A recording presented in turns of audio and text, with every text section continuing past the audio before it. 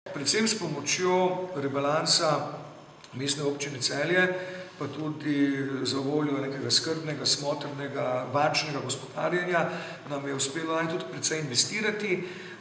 Tako smo v fotoateljeju in galeriji Pelikan, ki mimogrede ravno v teh dneh praznuje svojo 20. obletnico, uspeli v celoti prenoviti ogrevalni in ohlajevalni sistem, se pravi nova klima, novo gretje. Potem smo v matični stavbi muzeja postavili steklena vetrolovna vrata, tudi v funkciji varčevanja z energijo.